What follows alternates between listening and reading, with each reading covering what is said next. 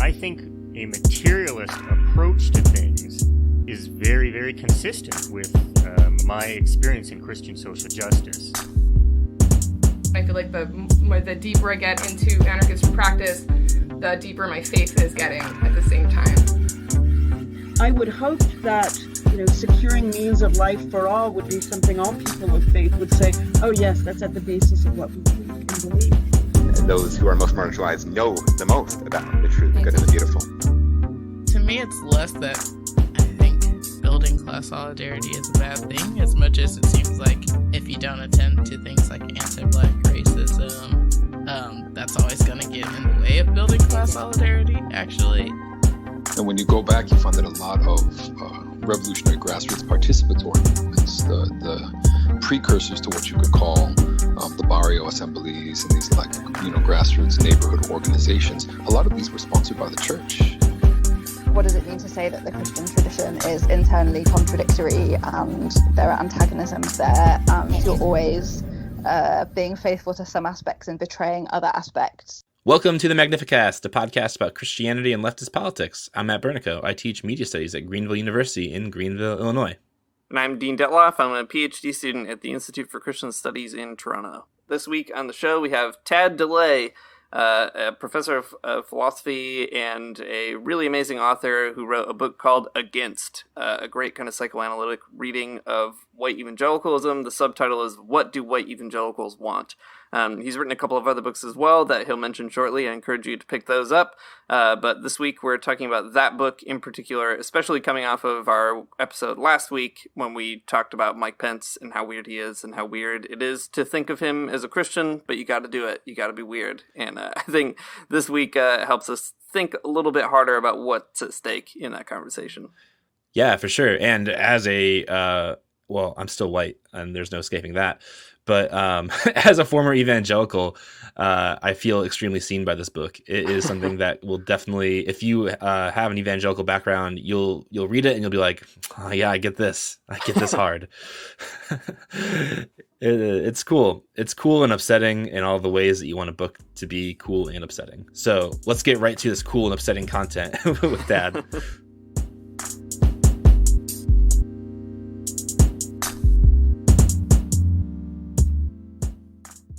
So this week on the Magnificast, we have Tad DeLay, author of the new cool book Against, which is coming out, I guess, later this month on Cascade Books. So make sure you keep an eye out for it. But anyways, Tad, thanks for joining us. Do you want to say just a few things about who you are and what your deal is? It's great to be on the show. I'm a longtime fan. My name is Tad DeLay. I am on the affiliate faculty of several philosophy departments, teaching philosophy and religious studies at colleges here in Denver. And I am the author of God is Unconscious and The Cynic and the Fool, and then most recently, yes, in the next few weeks, Against What Does the White Evangelical Want? My research interests are in psychoanalysis, specifically Lacanian theory, critical theory, ecological collapse, and philosophy and religious studies more broadly. So that's what I do. I'm very interested in what the best of 20th century thought has to say, and the latest scientific research in climate change and so on has to. I'm very interested in how those things kind of resonate with this intensely xenophobic religion that I grew up in, and now kind of study as part of my other project. So that's what I do, and I'm happy to be here and talk about it. Cool. Thanks a lot. Well, whenever we ask an author onto the show, we always try to get them to give us like an elevator pitch for their book. And that can be pretty difficult because you just wrote a big book about it. So you can imagine this elevator ride extremely long all the way up to the top floor. But yeah, how would you pitch the book that you just wrote? Yeah, in a minute or so, it's sort of a history and psychoanalysis of white evangelicalism, and I'm taking that specifically as a religious and political coalition that emerges in response to after Brown versus Board of Education, after the end of Jim Crow, I'm looking at this specific conservative religious political coalition kind of built around whiteness, and I'm wagering that it's kind of like a new sect. It's definitely not a new religion. It's not Christianity, but it kind of functions as a type of sect that is a theological improvisation around whiteness, right? So my wager is that whiteness is kind of undergirding all of its sort of internecine, debates over things like evolution or hell or inerrancy or whatever else it's worried about, and ultimately it's about power and brutality. I guess I should say the 5 chapters, it's called Against because the 5 chapters are against future, on climate change denial and apocalypticism, against knowledge, which is on, the Brown versus Board of Education and the emergence of the private school and the homeschool, against sexuality, probably no explanation needed there, against reality is on propaganda and Fox News and persecution complexes, and then against society, which is fascism, theories of populism, that type of material. And I guess kind of to close, I just recently, actually just a month or two ago, well after I finished this book, finally read that old book, What's the Matter with Kansas by Thomas Frank, and I actually kind of felt like he was doing something with conservatism that I'm kind of interested in doing with white evangelicalism, except whereas he's kind of interested in just how do you get conservatives to think of class not as where the modes of production are held in terms of power or money. Instead of class being the workers and the owners, class becomes refigured as a type of mood or a felt feeling. And so Thomas Frank is very interested in thinking about how conservatives are duped into voting against their financial interest. And I think that I am more interested in something that's more, I think, visceral and gloomy. And I'm very much more interested in how do you get conservatives to vote against their access to healthcare? How do you get them to vote to kill themselves? How do you get them to masochistically, physically harm themselves and sadistically vote to kill off their own grandchildren by destroying breathable air? So that kind of sadism and masochism is what I'm interested in. Yeah, it's a bit longer than an elevator ride, but there you go. That's right. Some elevators are really long. And it gets a lot of themes on the table. We'll be able to come back to many of them, and I think it's a good way in. So we'll have more time to pick it apart.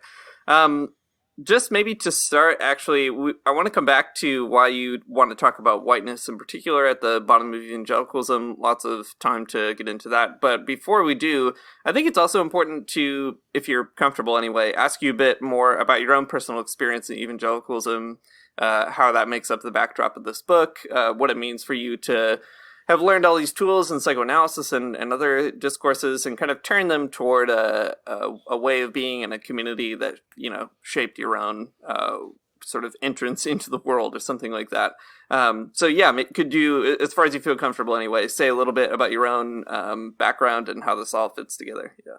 Yeah, well, the book kind of comes out of a number of different impulses, and one is just like after the 2016 election, I felt like I got an explosion of questions, like, people asking, like, I just don't get how people can not believe in climate change or want to tear down society, or with Pence, like how can people torture their children with conversion therapy, those types of questions. And then as I started to do more speaking events, I started realizing that a lot of post-evangelicals would kind of ask the same questions over and over. And I don't mean that in a sense of it being boring. I mean that there's something like actually kind of familiar and beneficial about realizing how common these patterns are. And I wanted to kind of give a language to it, because people would often ask, do you have a book that explores this and this and this? And I would kind of often be in the position of, well, I have a book that can explore this and then something that does this other topic, but maybe not everything kind of together in the way that I want to argue it. But the final reason is that I felt like I still had a lot of questions that I needed to explore, even after having written 2 other books, questions that were kind of more deeply personal and kind of fit into my background. So I grew up as a white evangelical. I grew up going to a Southern Baptist church, and then in middle school, my family started going to just a kind of vanilla mega church in the area. I ended up working on staff at that, and then worked at various other churches as a volunteer member.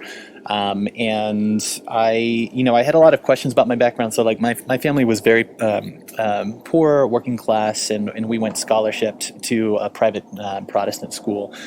And I always kind of knew that Protestant school system had something to do with the reaction in Arkansas, where I'm growing up, as a reaction to the integration of schools. I knew that there was some relation, but I didn't know that, like, for instance, the South alone had 450 laws in the wake of Brown versus Board of Education that they passed postponing or, in some way limiting integration of schools.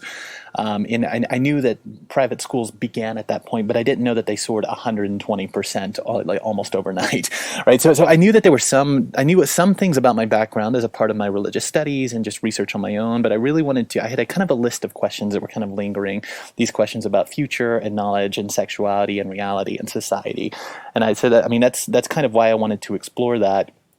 And I think there's a a sense among a lot of people who grew up evangelical or post-evangelical. There's a sense that evangelicals aren't doing Christianity good enough, or that it can, in some sense, be reformed. And I really wanted to push against that, because I have seen just the levels of just crass cruelty that I just can't. I mean, I don't even really have it put in the book, but I mean, just the level of crass cruelty that I feel like I've seen up close kind of tells me something about the potential for reforming this thing.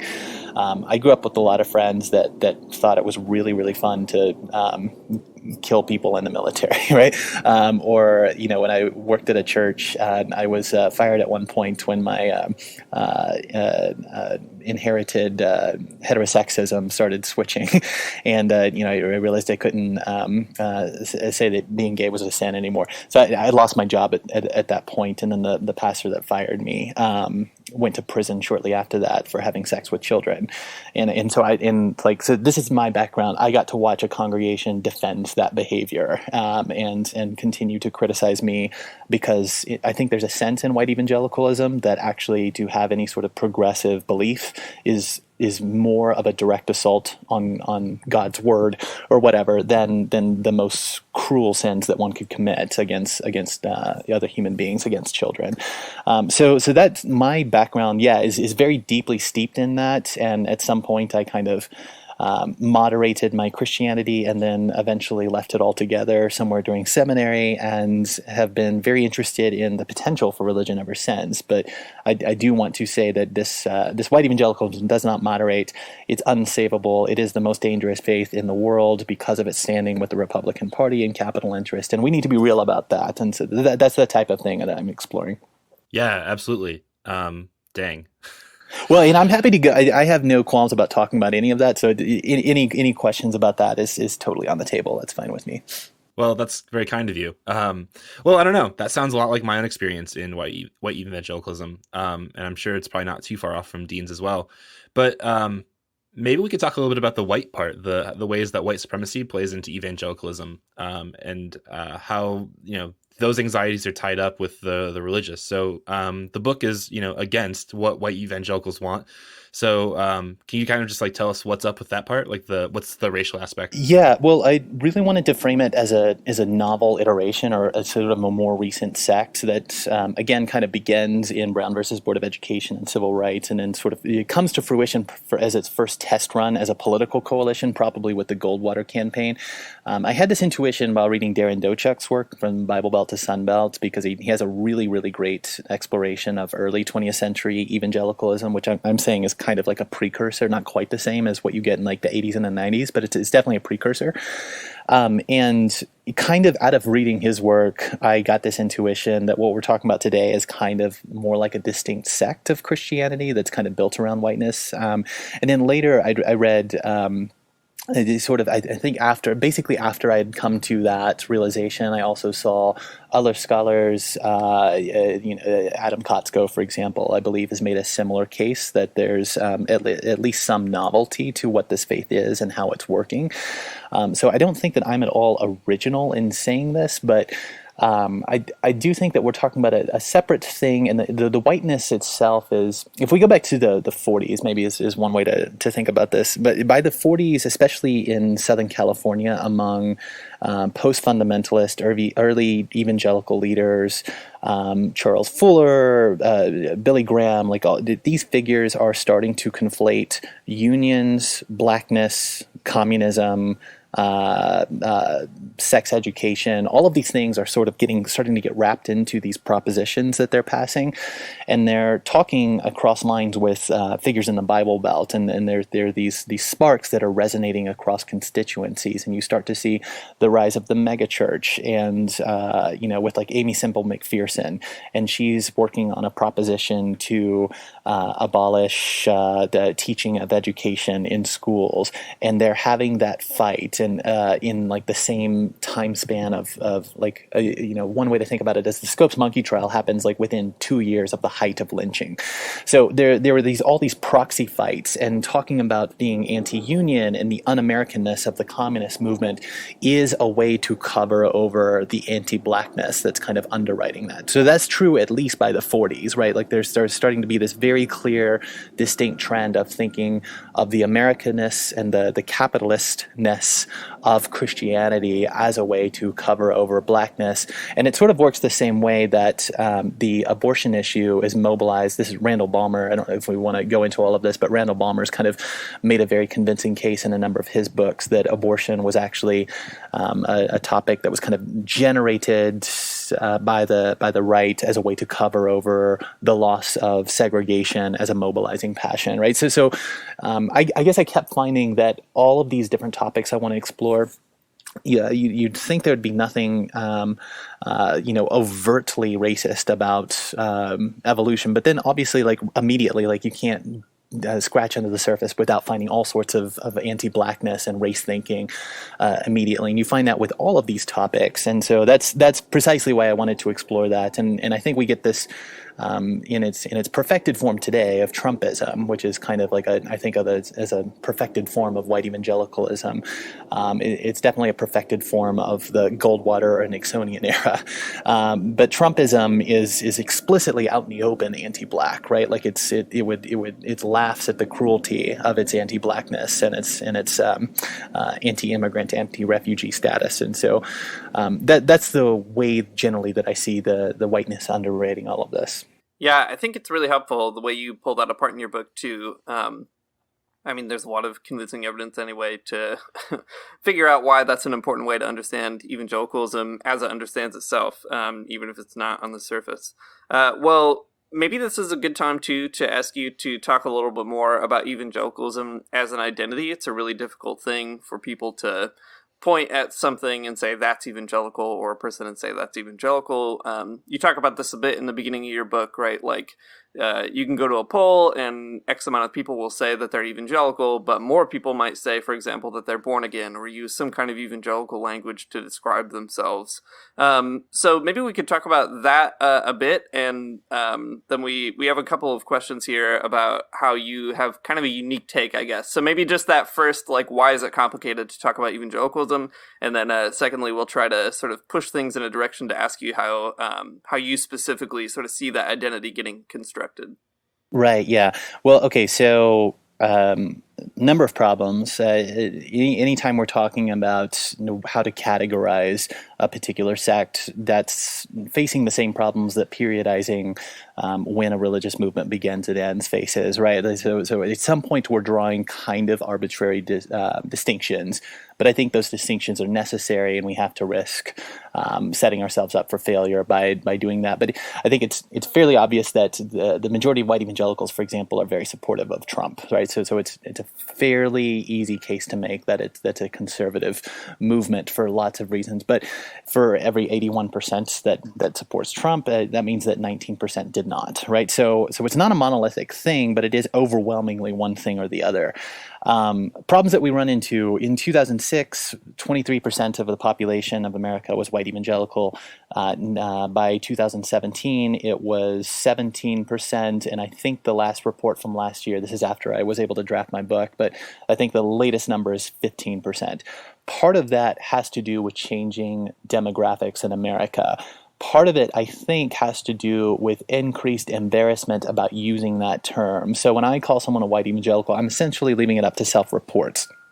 But we do find that the number of people who are born again is much higher. The number of people who describe themselves as born again in America has dropped from something like low 40s to high 30s in the last 20 years, right? So it's dropped a little bit, but it's not plummeting the way that white evangelicalism is. And so my wager is actually that a lot more people than will take the term anymore probably are inflected with white evangelical beliefs, in the same way that once the rapture gets created, almost 200 years ago, it's very popular for people who did not grow up in, Plymouth Brethren, Darbyite dispensationalism to believe in the rapture, right? So one of the problems that we face is that you kind of have to rely on self-identity. People are not self-identifying anymore because the religion has embarrassed itself into the ground. A lot more people are born again, and then even beyond that, we have inflection of white evangelical sentiments and theological ideas that would extend presumably even beyond those confines. And all of that makes it feel really difficult to do something like Bebbington does with his quadrilateral, by saying like evangelicals are defined by like activism and crucifixism and biblicism and conversionism, right? Those just to me aren't that helpful, because that in a strictly academic sense, I can see why you would need a definition like that, but it doesn't reflect what's actually happening. If you ask in white evangelicalism, whether or not they are smarter or better than somebody else, that's probably a more important doctrinal point as a kind of a uniqueness of God than whether or not they believe that the Bible is without error or something like that that's traditionally ascribed to them. Does that get what you're trying to explore there with that question? Yeah, I think that makes sense. That's a good way to start. The next really interesting piece, though, of what's an evangelical or how does that actually play out, is this psychoanalytic piece that I think is pretty surprising, but works out in a cool way. So, some of my academic work is about conspiracy theory, and maybe that's why I was so interested in this. If there are any conspiracy theorists in the United States, they're definitely evangelicals, doomsday preppers, and so on, right? And I guess my assumption, was before I read your book that like people who Christian conspiracy theories are about like finding some kind of comfort in a chaotic world, but you actually turn it on its head, and I think in this really interesting way describe that evangelical identity is not about finding comfort or finding like a God in control of everything, but finding ways to like form their identity around the idea of turmoil and like chaos, and like that's actually the really important piece of it. So so that's what you end up saying, that there's this really kind of perverse idea behind evangelicalism in the way that it needs the turmoil to kind of thrive. So could you tell us about how that works and how evangelicalism thrives off that turmoil and that chaos? Yes, yeah, absolutely. I think that's a great question, and I have all of this kind of front loaded right into the introduction, and then I try to keep psychoanalytic language fairly minimal throughout that, which is a significant departure from the rest of my work. But of course, the Lacanian theory is underwriting everything that I do.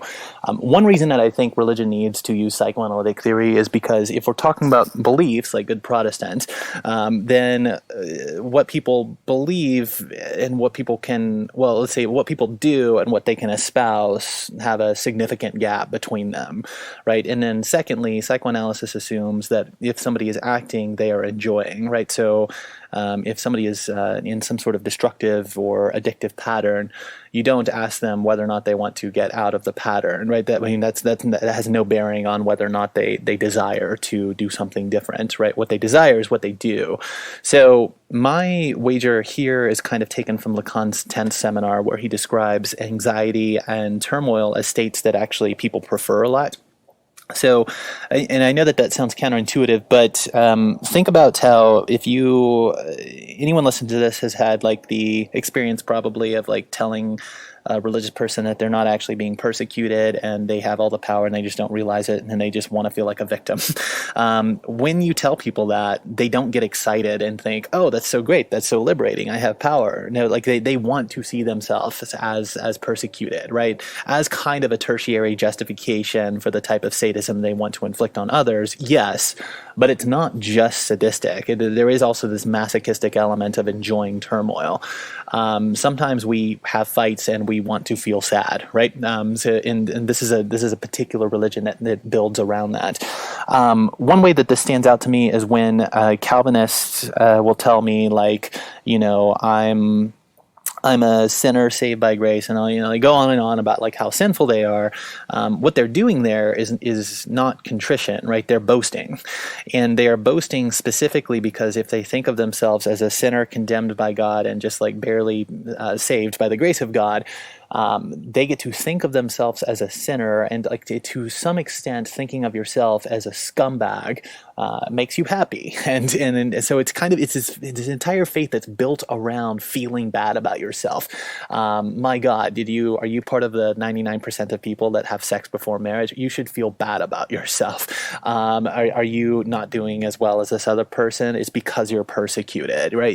So it's kind of built around anxiety, and I think one more thing that I think is very important in the way that I'm thinking of this, anxiety or turmoil can lead to acting out, right? It's a reactionary formation. It's not like people don't feel turmoil and then break from it very often. That happens, but it's rare. Usually people start acting out as a way to kind of keep turmoil going, keep it generated. And my wager is that if you think of anxiety or turmoil as kind of a middle register between shame on the one hand and indifference on the other, the weird thing about shame and indifference is they can manifest the same. If I'm ashamed of something, I feel too seen by the world. It is the worst thing imaginable. I want to shut down. I hope that no one notices that I even exist, right? I just want to retreat. So I don't say anything. I don't jump to defend myself. I just retreat, right? If I feel indifference about something, I don't even think to defend it, right? Like I just kind of go about my day and change topics to something else, right? So shame and indifference can not internally, but externally manifest as the same thing, but they are worlds apart internally. And so if a white evangelical, for example, should probably feel shame for, they should feel shame for putting kids in concentration camps or destroying the world for future generations. Like that's something that one probably should feel a little bit of shame. Not just that you're doing this, but that your whole life is kind of organized around the destruction of others. That's worth feeling shame about, but they'd like to feel indifferent. And if you have to choose between the two, kind of getting halfway into anxiety and turmoil and trying to convince yourself that you're always being attacked, that's a good middle register. So that's kind of how I'm taking this angle psychoanalytically throughout the text, is that element of a differentiation between the conscious and the unconscious evocation, and also the relationship of anxiety and turmoil to shame and indifference. I think that's that's probably the most helpful thing I found in your whole book, just because it opens up so many ways of reflecting on evangelicalism and evangelicals that I know, and the brief time that I was involved in evangelicalism myself. It just sort of rings true. I wonder though, could we talk a bit about the political side of this too? Because what is the sort of Trump presidency if not a complete production of turmoil? Like it's contingent on the production and reproduction of all this stuff. So maybe to connect it with something we've been talking about on the podcast, last week we were talking about Mike Pence, and trying to sort out, what does it mean to say that Mike Pence is a Christian? Or like you mentioned earlier, there's this kind of trope of being like, well, extremely violent or reactionary Christians aren't true Christians. But that kind of trope can land you in other kinds of theoretical problems too. So people like Pence, they do some really bad things, and liberal Christians in particular usually get mad and say he's not really a Christian. But because your book shows that there's a conservative Christianity based in this kind of turmoil, it seems like it's important to, first of all, recognize that that's the case, right? That this is a unique kind of Christianity, and we need to understand it as a historical force or something. But secondly, there's almost in the kind of liberal reaction to Trumpism and Pence and the evangelical right, there's another kind of turmoil that gets produced too in the resistance rhetoric, it seems to me. So I'm wondering maybe if you could just talk a bit more about your insights about turmoil, but connected to this weird political moment. Yeah, well, I think turmoil, if it acts out instead of having this passage l'acte, there's two different. Instead of like actually converting and doing something about your situation, if you're just kind of acting out to kind of keep turmoil in place, that's what hashtag resistance usually is, right? There are cases where there's probably legitimate political activity going on under that banner, but generally it's rage mongering, and that's acting out, right? Like that's looking at a situation in the face and thinking that you can reason with your opponent, and your opponent can't be reasoned with. They need to be defeated in this case, right? So somebody like Mike Pence is I think kind of interesting just because he's a very pathetic creature, right? I mean, he's probably the only person in the world that is not as miserable as Donald Trump, but he has built his career around like Christian supremacy and is known for things like gay conversion therapy camps and things like this, right? Like, so he's known for doing absolutely nothing good ever. He's gotten a lot of people killed and tortured even more, and there's absolutely nothing redeeming about this figure, and precisely because of that, he is a true Christian, right? I mean, I think of white evangelicalism really as the Christian faith in America, right? Like, it's the most Americanized, capitalized faith that you could possibly come up with. There's absolutely nothing non-Christian about it. It's supersessionist to the core. It's supremacist to the core, right? It has all of these factors that are the worst impulses of Christianity. So why would you not call someone like Mike Pence like an avatar for true Christianity in America? Absolutely. You had like another question there, another insight that I wanted to hit, but I lost my train of thought on that particular part. Do you remember what the other aspect of that was? I mean, I think you hit the two main things, like why is it important to understand Pence as a Christian specifically based in this kind of turmoil you've identified, and then secondly that, how it relates to the sort of liberal reaction as well. But I think you got it. Well, I think, and one more thing that I think somebody like Pence gives, and Trump does this too, is it gives another reason for boomers to be isolated from their millennial or Gen Z kids or grandkids or whoever, right? I think that actually grandparents today probably have so much anger towards their kids, which is kind of like a return of the repressed that I think comes from kind of suspecting that your commitments lied in vain and you've kind of been duped your whole life into supporting this conservative project that's destroying the world. That's a hard thing. That's a threatening thing to realize, and then your faith is on the decline and you kind of suspect that all of that was for naught too. And so when you're facing like death in a couple of decades or whatever, looking at somebody like Pence and kind of seeing how your kids or grandkids are kind of like worked up in angst all the time about how awful this administration is, it's kind of funny to you, right? If you're kind of coming at things from not wanting to feel ashamed of your commitments, it's hilarious that your kids won't call you anymore because you're supporting Pence and Trump and they think that's disgusting, right? There's a sense in which like creating more turmoil, even like day to day in the family, can be something that, I think it sounds counterintuitive, right? I think everybody knows a number of people that are exactly like this, right? So the generation of turmoil is it's funny, and it lets you justify violence, and it lets you destroy your world and be miserable. Well, there's a lot of really scary things kind of bound up in that, like legitimately terrifying. But I guess one of the legitimately terrifying things to me is something you said just a few minutes ago too, that these folks aren't people who can be persuaded. They're people that have to be defeated. And I think that is, it's scary because we have this like kind of weird view of the world. Well, it's weird now after I read your book. We have this view of the world where we think that arguments work like, someone presents an argument for something. They persuade a second person and they're won over. But instead in your book, what we see is less,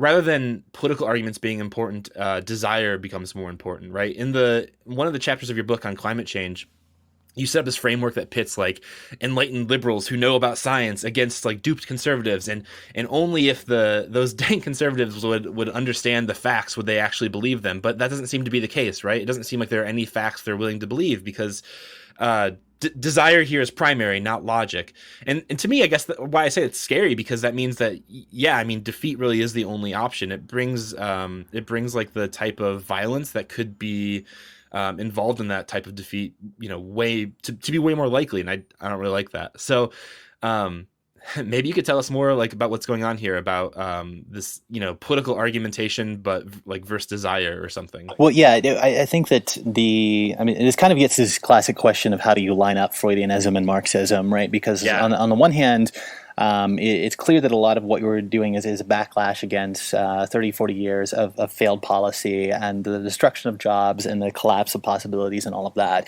And that makes sense to me. And then the Freudian aspect says that actually there is such a thing as desire that's not perfectly indexed to other cultural or economic factors. And part of that desire is a death drive, right?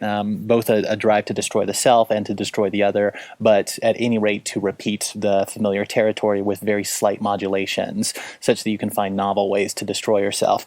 So that's kind of a contradiction, right? And I want to acknowledge that. Like I don't know if I know how quite to line up my view of Freudianism and Marxism. This is a classic question, right? But they fit together to me, but not perfectly. So I do kind of oscillate between the two of them, and I think that's probably a bit unfair and inconsistent. But nevertheless, there we go. This is an insight that Lacan was writing about in the 70s, but like this idea that you think you can convince the duped to be smarter is always a trap, and it makes you the biggest idiot. And the version of this that we see all the time is precisely when liberal Christians try to proof text a verse at conservatives as if they give a damn about the Bible. How little do you understand evangelicalism if you think they actually care about the Bible, right? So they don't, that's fine with it. They'll get rid of that in a heartbeat. And another thing in my second book was called The Cynic and the Fool, and it comes from a motif of Lacan's called the Knave and the Fool from one of his seminars. And I actually finished the rough draft of that book one day before Trump announced his presidency. And I'm very glad that I was done principally with the writing, because my interpretations would have been all completely wrong. I would not have thought that somebody could possibly be that stupid. So I just kind of assumed he was playing a manipulative game. But Lacan kind of says, this is the classic distinction is that the left, or especially liberals, will play this part of a fool where they pretend to not know what's going on and pretend they can reason with their opponents, even though they know that they can't, right? And then, as we're recording this, Mueller is giving testimony to Congress, right? And there really are lots of liberals who think that, with enough facts, Republicans will change their mind, right? And Lacan says, the interesting thing is that the conservative is much more refreshing, because when you ask a conservative, do you actually believe anything you just said? They just admit straight up, don't insult my intelligence. I'm not that stupid. Of course I don't. I'm doing what I'm paid to do, right? Get real, right? So there's this much more kind of crass, open vanity and nihilism on the right that I think just confuses and disorients liberals, and to extent that they can't interpret those actions, and so they think that they can reason and calculate and plan in a way that just doesn't work. I think David Roth recently put it really excellent when he said, liberals think that Trump and the Republican Party are playing chess. Even though they see daily evidence of how stupid all of this is, they still think that there might be some plan this time. So liberals think that Trump is playing chess, and in Trump, the man is playing hungry hippo, right? There's no sort of logic here, and so I think we need to be real about that, and kind of reject the logic that we can reason with our opponents. Yeah, I mean, okay, this is kind of out of left field, and if this is a dead end in the conversation, it can just be a dead end, and we'll delete it later. But so my background is in media studies, rhetoric, and for some terrible reason, I've had to teach public relations at my school a handful of times over the last few years. And there's this actually really strong resonance between psychoanalysis and public relations. The guy who's really just responsible for doing lots of public relations stuff early on is this dude named Edward Bernays, who is the nephew of Freud. So there's this weird interchange between some of the stuff he's doing post World War II with marketing and public relations, and Freud's thoughts about society and the death drive and stuff. Anyways, so when you're saying all of that, I keep thinking about Edward Bernays and his weird answer to all of this. and how there's like, it's not, I mean, he's not a Marxist for sure. He's like a liberal who's out to make a lot of money. But basically he's just like, well, if you want the public to do something, you have to kind of like activate their desire to do so, and to make it seem like, you know, it doesn't need to be logical. It needs just to kind of feed into their desires of everyday life about, you know, how to get them to smoke more or whatever. And I guess like the rub for me with all of this seems like it has a very low view of like, not necessarily democracy, but just like what people are, just the way people think, I guess. I don't know. So on the one hand, I find this account pretty convincing, like, you know, that liberals aren't, they need to stop thinking that they can like win conservatives over or something.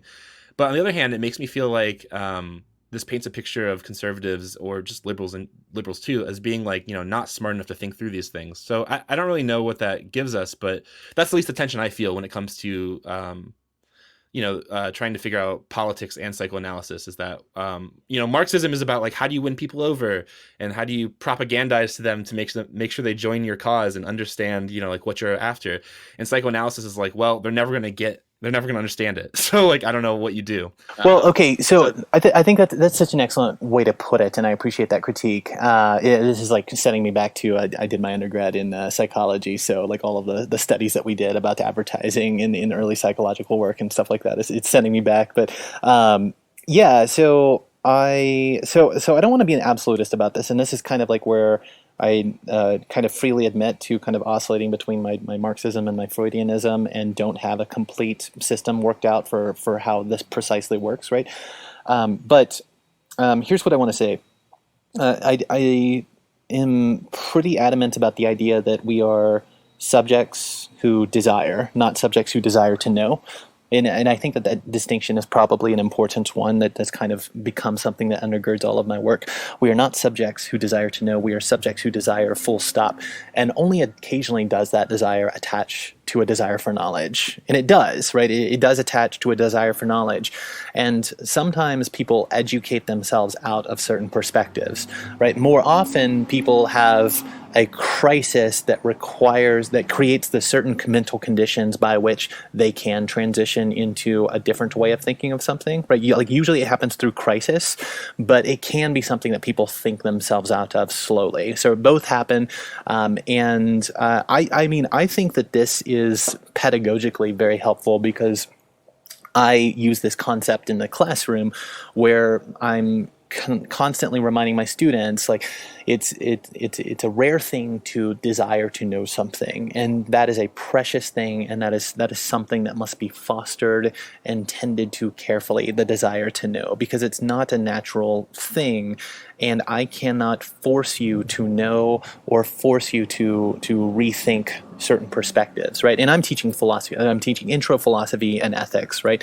If my students have a complete change of heart, it's not because I convinced them to change their heart. It's because I, at most, inspired a bit of desire for knowledge, right? I inspired them to think a little bit more about something on their own, and then they did 99.9% of the work, right? And so that's the way I think about pedagogy, and that's also kind of how I theoretically think of things. But in as much as you're kind of pointing out that this is a very gloomy view of human nature, yeah, I feel like very gloomy after writing this book. I'm trying to think about like what I can do next, because it does feel like a very gloomy view of human nature. It feels very pessimistic, but I think that is precisely why we need good Marxian thought and good Freudian thought. We need to kind of accept that this is the condition we're working with. There's only so much we can do with these particular modes of production that we're kind of encircled by all the time. Things are getting worse, not just in terms of capital, but in terms of climate. And once the minimum 200 million refugees are fleeing uninhabitable countries due to climate change in our lifetime, that's going to produce another reaction of hyperconservatism and xenophobia, and those things are predictable, right? We can predict human nature and how modes of relation, how relations and production work, such that we can kind of see that pattern coming. So I don't know how much more I have to say on that, or if I feel like I'm rabbit trailing a little bit. But yeah, I mean, it is a pessimistic thing, and I think it's a realist thing to talk about that pessimism. No, I think that's really helpful. yeah, I guess I didn't mean it as like a criticism. It's just like, man, really makes you think, and you sure have made me think. Well, thank you. I think of it as a criticism of my work. I mean, it's certainly like the possibility for political change feels like something that I personally feel underdeveloped on. So I think it's worth acknowledging that. I think that this might be a good place to invite you, I guess, Tad, anyway, to, even though you have some underdeveloped thoughts about politics, maybe just kind of like shoot off the cuff a bit. So, so much of this book is grounded in psychoanalysis and certain Marxian theories too. And we found that really, really helpful. At one point, like you referred to William Connolly's phrase, the evangelical capitalist resonance machine, which is a really good name for your next punk band. So how do you think that this kind of Marxist vision or Marxist way of understanding human beings and desire and all of that as well fit into your analysis? And maybe more to the point, like, how do you think that, say, a communist goal of abolishing capitalist society and changing the mode of production that makes people, behave in certain ways too, how would that also connect to the fight against white evangelicalism or something? Is there a direct link, for example, between capitalist ways of being in the world and evangelical ways of being in the world? They're not necessarily phenomenal toward one another. So I guess just, inviting you to say a little bit more about that connection and also how the resistance to that might be connected too.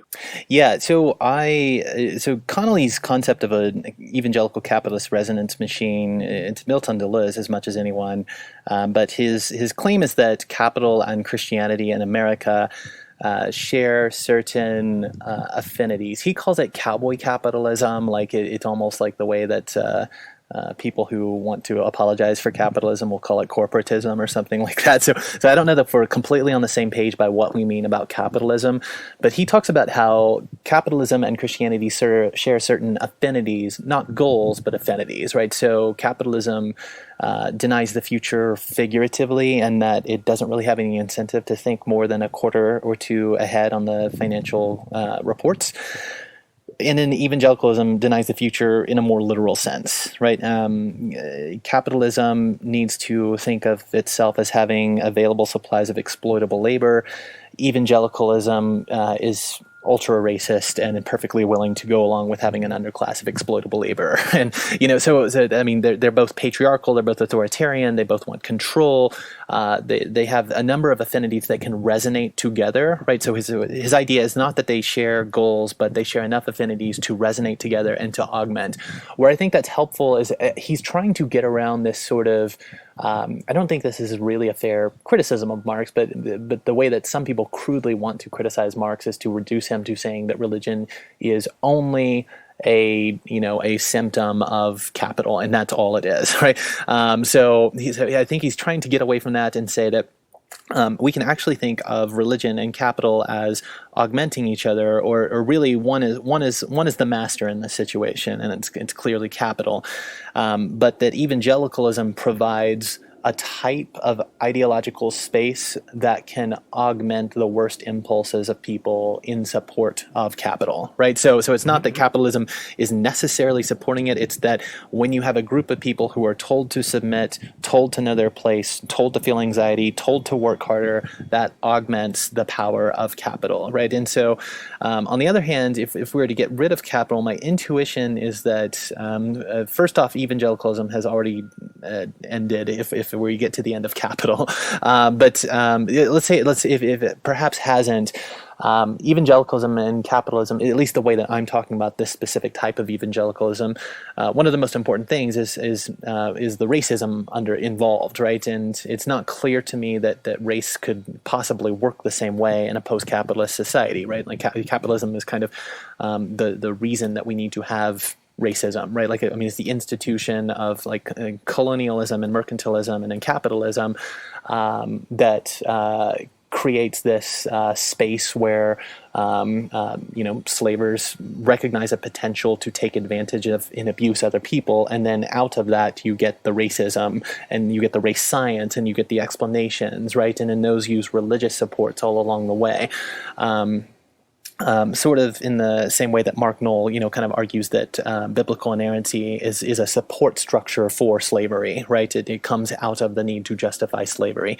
So I guess my thinking is that if you remove a system in which people are necessarily dependent on owners and just barely scraping by and just generally miserable with their lives, and if you remove a system that is prioritizing the exploitation of certain people, and namely people of color, then all of those reasons that are sort of also undergirding white evangelicalism disappear. And so it seems to me that there would not be the incentive to have white evangelicalism. And this is sort of, I think, it works a little bit different for Wilhelm Reich, but when he makes his argument in Mass Psychology of Fascism that basically you have the church competing against the communist for the youth, and the church is over here saying you can have liberty and no sex, and the communists are saying you can have liberty and sex, right? And once you kind of remove the conditions, his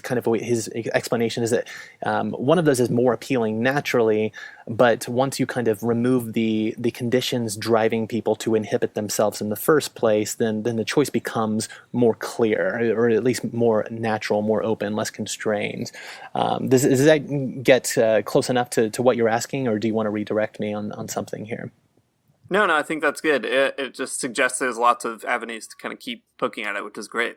Yeah, well, I don't think that Connolly is probably not as much of a proper Marxist as you would be, or I don't even know that he's as much of a Marxist as I am. But yeah, so there's definitely gaps, but I find it to be an intuitively helpful concept to think that we can share affinities even if we're not sharing goals, and the left can do that too, right? That's the basis for broad movements all the time, and so but it does kind of get to this classic question that we can even see with, like, on the left, like the international, the First International, right, has this question of how much, to what degree can we work with other groups that we share affinities for as working men, but not necessarily same ultimate goals. Well, we are getting kind of to the top of the hour here, so maybe we should find a way to round this out. There's a lot of good stuff going on, though, so there's a lot more questions I could definitely ask. But I think maybe the one that would be most instructive at this point is, you have this book that is laying out all of the problems with the evangelicalism and all the problems with, the ways white supremacy is caught up in it and that evangelical capitalist residence machine. So what would you say, to an evangelical who might hear this podcast, or maybe just a regular Christian who's less evangelical, or someone who's been sincerely messed up by it? What would you want to tell them about your book, and maybe how they should continue to comport themselves in the world after hearing this? Well, I'd say, buy the book, or if you don't want to pay money, I'm going to have a one-off podcast series on it that I'll be giving away for free, just to kind of get this out there to as many people as possible. Partly inspired by you talking about podcasts all the time, Matt, actually.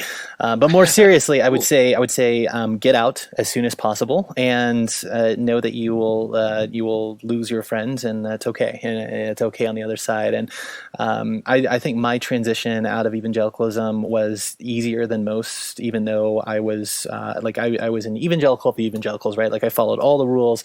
I was really deep into it, and so it was hard to leave in a sense. But I left by going off to seminary and finding that basically everyone else had a very similar story, and everyone else was working themselves out of all these ideas at the same time together.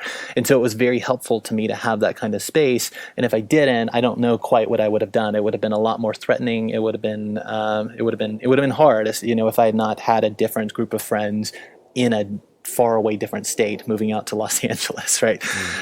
So it's a hard space, but look, at the end of the day, if you were raised around evangelicals, you know that a massive amount of deception underwrites everything going on in that world. You know that when I'm talking about how sadism and masochism's object is not to produce harm, but to produce anxiety, to poke at you and to make you feel bad, or make you feel like you don't know what's coming next, you completely know that if you were raised as an evangelical, right? Like that's abuse kind of square one. Reject that, right? You don't need to listen to that. These are adults who know that they are lying. I don't know anybody who was really a super committed evangelical all the way through who remained so as an adult, right? Everyone who remains compromised. And this is another thing that Lacan kind of bears out, but loyalties to the big other are sustained through an infinite number of disloyalties, right? So it's the hypocrisy is not something that you criticize. It's part of the goal for the evangelical, right? Like it produces lots of pleasure. It's an effective pleasure mechanism. So don't be worried about rejecting what you grew up with. Leave as soon as possible. Understand that they don't buy it either, and you can, if you have the desire to know, that's a precious thing. Cultivate that. Read more, think more, and you have nothing to fear by rethinking concepts that you were raised with. Can I ask you just one final question here, Tad? Just because we have a few minutes, and I think this might be I'm curious about it, so I'm just selfishly imposing my own desire here. What you were just saying at the end, I think is so helpful and so meaningful to a lot of people who have a hard time, really naming their experience, especially naming it as abuse when it is. And I'm thinking about that with what you've been saying about cultivating a desire to know and how that's crucial to exiting in a way that's healthy. And I guess I just want to know, for people who did grow up in evangelicalism and still are connected to that world one way or another, maybe voluntarily, maybe involuntarily, right? Like their whole family's evangelical and they're the only one that's not or something. How do you navigate those spaces still, especially without a kind of profound sense of resentment that can eat you alive as well? That's just something I see, I guess, in certain ex-evangelical communities and people that I know, friends that I have. And it's really difficult to figure that out. So I guess maybe we could sort of end on that note too, like how can people interact with that in a way that, doesn't sort of immolate yourself also from the inside? Yeah, no, that's a big problem, I think, and I felt that anger for a long time until, honestly, like the anger at how I was raised really subsided as my connections to that world subsided. So it's not something that I would say I just got over. It's that I kind of let certain connections go, even familial connections, that I'll just never get back, right? And so people kind of have to decide if that is worth the cost. I think it is. One thing that makes me think of is for all of the stupid things that Plato says, especially about pedagogy. I think one thing that he says about pedagogy that I really like is that he says basically teaching is like just doing your best to not turn people's head away from the light. There's a real sense in which to learn, sometimes your body has to be oriented. I mean, physically, sometimes you have to move to a different city or get out of a space.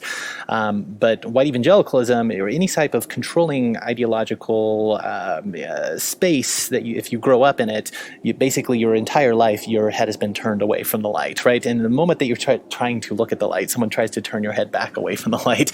And that's a difficult thing to recognize. And it has really been hard for me to, I will say, come to the realization that there are certain relationships that I just won't be able to have, like with a grandparent or so on. For example, just because my very existence is an affront, right? All of my commitments, all of my works is an affront to everything that he holds dear, and so we just can't have that relationship because he can't get over it, and that's up to them sometimes, and that's going to happen. And I will say, on the ex-evangelical thing, I don't know what comes of that. I feel that I would have been attracted to that if I had not gotten out sooner, and if I had not been in a graduate situation where I knew lots and lots of people who had processed all of these same questions. I'm very leery of criticizing anybody's process of figuring themselves out. But know that if people are reactionary, there's an impulse that's going to make that unhealthy in the long term, right? So certain things, certain conversations, I see a lot of people finding a lot of life, I think, in the ex-evangelical world. I would say, and I think even many of the prominent voices in that world would say, if you're still in that space in 5 years, that's a problem. To recognize that reactionariness is always a toxic situation, and the point is to kind of get beyond that reactionary space. Great. Thanks so much. Glad to have you on the show, and let us know when you get that podcast up. We'll direct our listeners to it as well. Yeah. Well, I hope the book will be out maybe by the time you launch this, sometime in the next couple weeks, and then the podcast will be up the day that it goes live, just so that people can kind of get a taste for what I'm talking about. I don't do audiobooks, so it's kind of my version of doing an audiobook, and if people don't have money to buy a book or time to read a book, then my hope is that I can still at least get this material out in people's hands for free. But thanks for having me on. Again, I appreciate the work you guys do. I think it's super important, and I'm glad you're occupying this space. Thanks.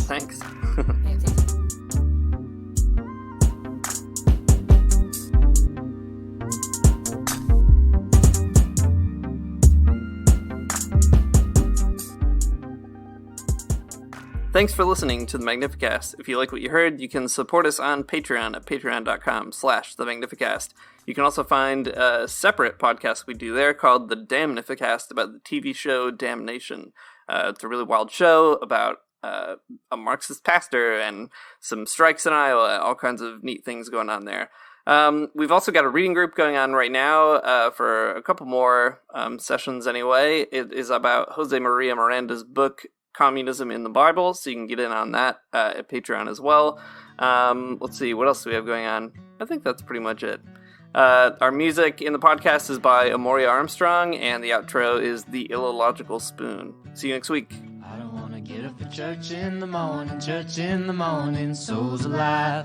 Heaven come to earth and there won't be no church. We'll meet down by the riverside. There we'll swim with all creation. Never get tired, never bored. Don't worry, someday there'll be no dam between us and our Lord.